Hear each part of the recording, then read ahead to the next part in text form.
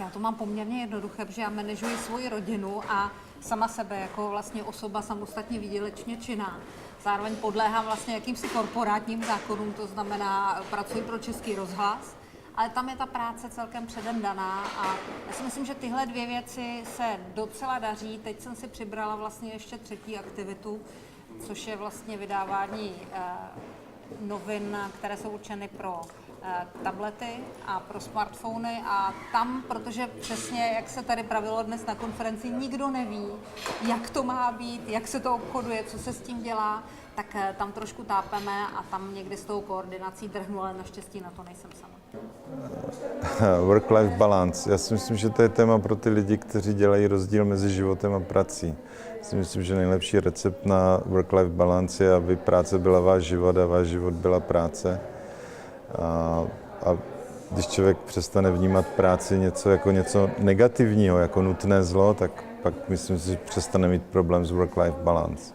The Institute of Heart Math has discovered that when you're concerned, worried, or upset, or pessimistic, that 1,400 biochemical reactions occur in your body that actually do not help your immune system, that actually deplete you, that are challenging, right?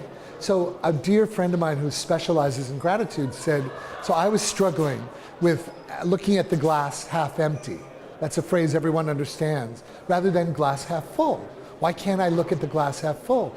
Be more optimistic, more confident, more happy. And she said, I have something for you.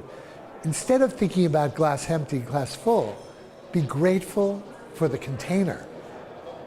And when she said that, I went, bingo. Gratitude turns out to be the ultimate and most profoundly healthy expression for human beings. And when you're looking through the eyes of being grateful for the fact that I'm even alive, that we're even here standing and sitting right now, and you live that way, it profoundly changes the perspective through which you're looking. So for every human being, there's 168 waking hours in a week. And when you take out sleep and food, you have about 100 hours. The difficulty is that if you're an entrepreneur, or you're a CEO, or you're a senior executive, the demand of the work time has increased and increased so that people frequently work 60-hour weeks. And then when you add on technology for the internet time, for email, and then you add on the commute time, you're frequently consuming 3/4 of your waking hours that are available for work, which means that you have to have an extraordinary capacity to recover, to be able to not get exhausted at work, and to still create quality time at home. The challenge is how to quickly recover when you start to get emotionally or physically or mentally drained so that you don't end up going off into a place where you get exhausted at work. And the same thing is required at home. You have to create quality time in your experience with your family, which means you can't be on at work and off at home. You actually have to be capable of being on at work and then on at home, which means giving the time to the family that they really need for the kind of attention, support, and growth that is critical to family life. So one of the executives that I work with who is being very successful in climbing to be CEO, he ended up having an experience where he thought he was having a heart attack, and it really was actually, he was having an anxiety reaction. He was so frightened because of the combination of things happening. And he ended up in the emergency room with the doctors, and he called me from there, and he said, what good is it to be able to have a big house if you're never there? What good is it to be able to have children if you're never with them? What good is it to have a career if you feel miserable all the time? The challenge is how to be able to do work in a way that doesn't exhaust you and doesn't leave you feeling like you have no resources.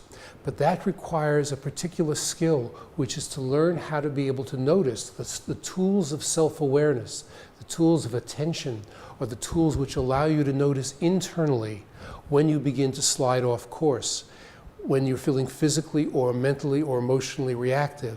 It's in early intervention there that brings you back on course, that makes it possible to be able to live an inner balance, which allows you to not get out of balance in life, so that even if you work a lot, you don't lose your inner self. And that's the secret.